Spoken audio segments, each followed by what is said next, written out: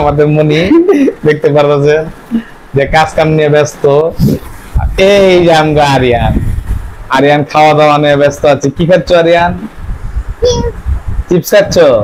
আচ্ছা, বিসমিল্লাহির রহমানির রহিম, আসসালামু আলাইকুম। এই যে আমাদের মনি দেখতে পারতেছেন যে কাজ কাম নিয়ে ব্যস্ত। এই যে আমরা আরিয়ান, আরিয়ান খাওয়া দাওয়া নিয়ে ব্যস্ত আছে। কি খাচ্ছ আরিয়ান? চিপস খাচ্ছ? আচ্ছা, আসেন আমি আপনাদেরকে আরেকজন সদস্যের সাথে দেখা করাই। আমাদের মিস্টার শেফ এখন চিপস তৈরি করা হচ্ছে। দেখেন, এই হলো আলু। আমি আলুর ভিডিওটা ভালো করে দেখাই। এই যে আমাদের আলুটা একবার দেখেন পাতলা পাতলা করে আলুগুলো কাটা হয়েছে। হ্যাঁ, আগে একটা জিনিস মনে রাখবেন যে পাতলা করে যদি না কাটা হয় তাহলে কিন্তু চিপস হবে না। হ্যাঁ কি এর লগে আর কি মিলাইছো? কর্নফ্লাওয়ার দিছো। একটা জিনিস মনে রাখবেন, বাংলা যেটা বলে বার্লি আর ইংরেজিতে বলে কর্নফ্লাওয়ার। হ্যাঁ, এই কর্নফ্লাওয়ারটা যদি না দেন তাহলে কিন্তু চিপসটা আপনাদের মচমচা হবে না। মচমচা যে একটা ফ্লেভার আছে, মচমচা যে একটা ইয়া লাগে না, সেই জিনিসটা হবে না। তো আমাদের ইলেকট্রিক চুলা দেখতে পাচ্ছেন, আর ইলেকট্রিক চুলাতে পাত্রে তেল গরম করা হচ্ছে এবং আমাদের চিপস গুলো ভাজা হচ্ছে। আমাদের আরিয়ান দেখেন এখান থেকে নিয়ে নিয়ে খাচ্ছে। হ্যাঁ, দিব দিব, তোমার দিব, এই দিক দাঁড়াও, মামা দিব।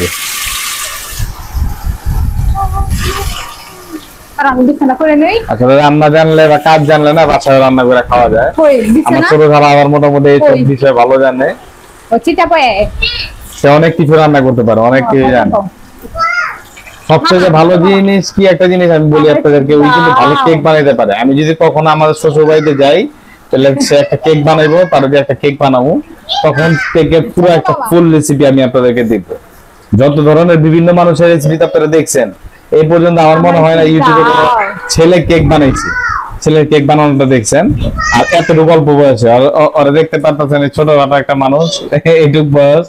আল্লাহর রহমতে 22 পারা কোরআন হাফেজ বলতে পারেন, আর 8 পারা বাকি আছে। আল্লাহ আল্লাহ করে যদি 8 পারা হয়ে যায় তাহলে তো হইলই, ইনশাল্লাহ হয়ে যাবো খুব দ্রুতই।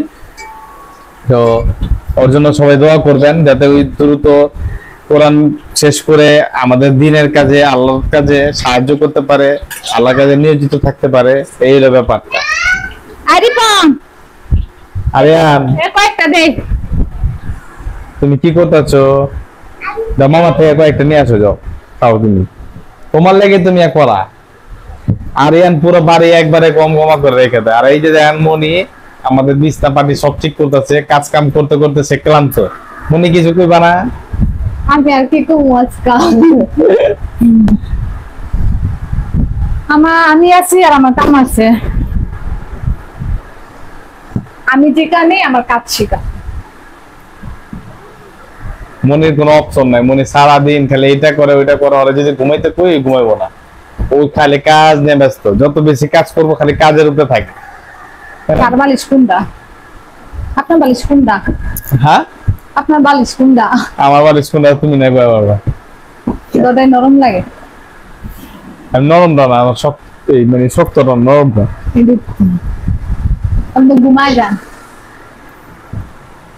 আর বিকালে খেলে আমার ঘুম ধরে। আমি ঘুমাই প্রতিদিন, বিকালে ঘুমাই, সকালে ঘুমাই, যে অনেক সময় সুযোগ পাই আমি ঘুমাই, কিন্তু মনি ঘুমায় না। তারপরও মানে তারপর আমি স্ট্রং, মনি স্ট্রং, আর আমি খালি ঘুমাই যাই। এলা বি স্ট্রং, এলা খালি ঘুমায় যায় কেটকেটায়া। না রিয়ান, বাবা খালি ঘুমায় যায় না রিয়ান? আমার পোলার কোনো ঘুম নাই, সকাল 6টা বাজে উঠলেও কোনো ঘুম নাই। মা পোলার কোনো ঘুম নাই। মা পোলা মনে করেন সারাদিন টোটো টোটো করবো, একবার রাইট মনে করেন 10টা বাজলে আবার খুঁজে পাওয়া যাবে না। কোন শেষ আমরা বিদায়। আরিয়ান কেমন হয়েছে? মজা হয়েছে? মজা? হ্যাঁ, তোমার মজা লাগছে কিনা এটা হেভি টেস্ট, হেভি টেস্ট। আরে বাবা, আরিয়ান আবার ইংলিশ কইতে পারে। আমার ছোট মামা বানাইছে। ছোট মামার প্রতি মানে আরিয়ানের ফোবিয়া। ওই মামা পাইলে আর কি আসলে আমাদেরও কোনো কিছু ঠিক ঠিকানা থাকে না, মামার প্রতি আমাদের ঝোঁক বেশি থাকে। আরিয়ান মনে করেন আর কি মামাদের পাইলে, বড় মামারে পাইছিল কিছুদিন আগে, আবার আপনাকে এখনো ছোট মামারে পাইছে, মামা বাইগনা সেখানে আপদ মামা নাই ভাইটা যেখানে আপদ নাই সেখানে, এটা হলো বড় ব্যাপার। তো সবাই দেখবেন কি আপনার বাসায় যখন বাচ্চা কাচ্চা আছে, আপনাদেরও যে মামাদের পাইলে না দেখবেন ওরাও খুশি হয়ে যায়।